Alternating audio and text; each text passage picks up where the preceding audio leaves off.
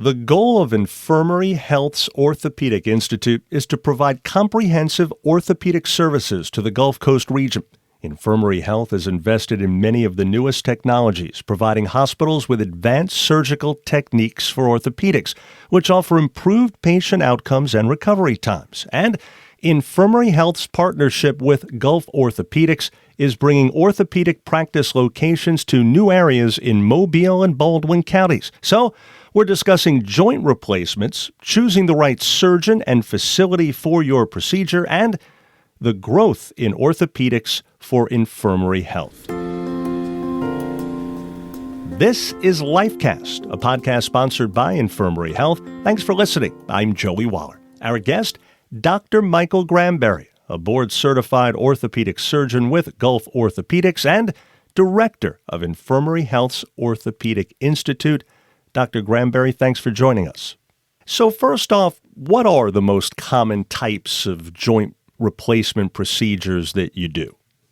So there are obviously replacements for many of the joints in the body, the most common being the hip replacement and the knee replacement, followed probably by the shoulder replacement, which has gotten more popular recently. I myself concentrate on total knees and total hips. Gotcha. So for those that have symptoms, be it pain or what have you, when generally would a patient be a candidate for joint replacement surgery? So generally, joint replacement surgery is done for arthritic problems with the joint where the joint itself has started to wear out, either through natural attrition and age or due to some other problem with the body like rheumatoid arthritis or some of the other inflammatory diseases that have more ranging influence on the body than just the joints. But the vast majority are simple wear and tear type degenerative processes, which develop into pain and stiffness and swelling of the joint over time. We obviously try and treat conservatively to start with, but when conservative treatment doesn't alleviate the symptoms or allow the needed activities, then we consider total joint replacement. And so that degeneration that you mentioned in a joint, is part of that genetic? Do some of us have more miles, so to speak, on those joints than others are born with? Your genetics have a lot to do with your body, how tall you are, what color your hair is, and all that kind of stuff. But there's a lot more things that the DNA codes for. That's where genetics comes from. And the composition of your bone, the composition of your joints, and the cartilage in your joints particularly are managed a lot by your collagen. So that's one of the basic building blocks that the body uses to build your bones and joints and skin tissues and such. And some people's are not as resistant to damage as other people's are. And so, yes, it definitely can run in families where they develop arthritis earlier rather than later. So for the procedures that you mentioned you do the most, give us an idea in a nutshell of what's involved in that type of surgery. Most of the surgery I do is for, again, total hips and total knees for people who are having trouble walking or sometimes even sleeping at night. The joint can hurt.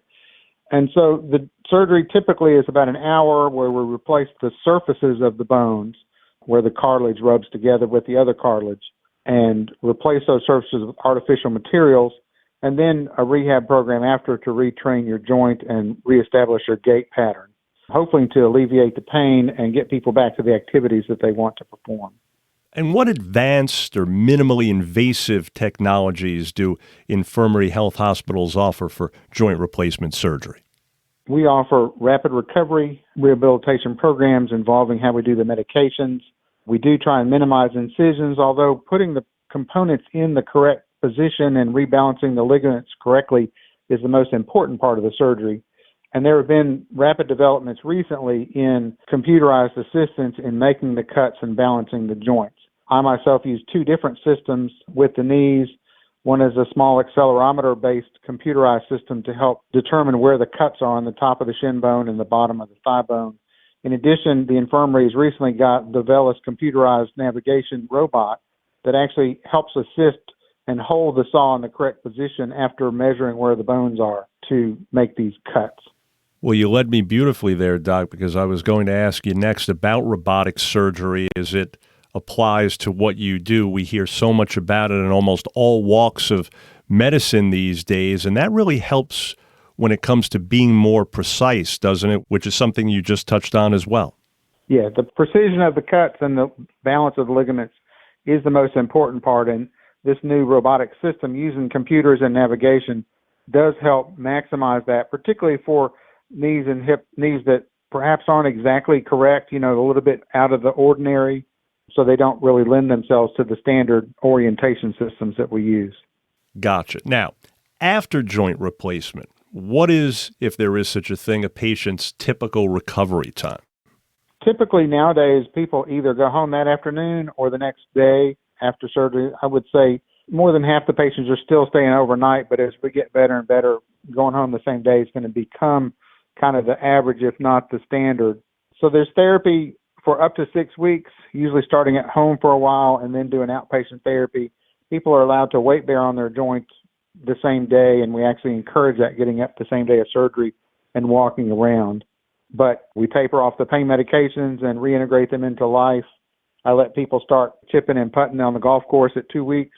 We have to let the skin heal before we do any kind of immersion type activities in the pool or whatever. But I encourage people to get back to their lifestyle and what they want to do with a few protective motion preventative things here for a while, particularly around hips, to keep them from dislocating. And that chipping and putting plateau that you mentioned, that's important to a lot of people now, isn't it? My standard patient is retired, right? They're typically older, and a lot of their self-worth is getting out on the course several times a week with their buddies and getting around. And the worst they do is go out with their foursome and drop off the edge of the green and chip up and putt and then progress. It's really 3 months before you do a really hard drive, but you can progress through that between chipping and putting. And I tell them, it's time to get your short game in order. No more excuses. I love it. They're not so much worried about walking as they are about when they can hop in the cart and get up and down the course, right? Yes, sir. So a few other things, please. If someone needs joint replacement, what should they consider when choosing their provider and the facility for which that doctor works?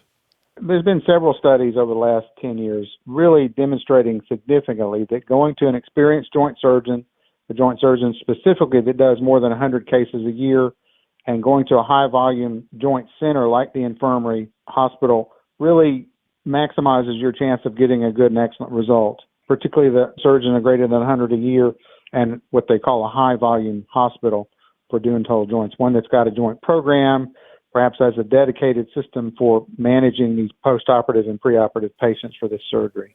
So experience counts, right? Absolutely. Been demonstrated several times. And speaking of which, tell us a little bit more then about Infirmary Health's growth in this area of orthopedics in general, and also how Gulf Orthopaedics is growing to serve the Gulf Coast region in general. So last year, during 2021, we formed Gulf Orthopaedics and partnered with the Infirmary to provide orthopedic services here. I myself, almost all my surgery is done at the Infirmary.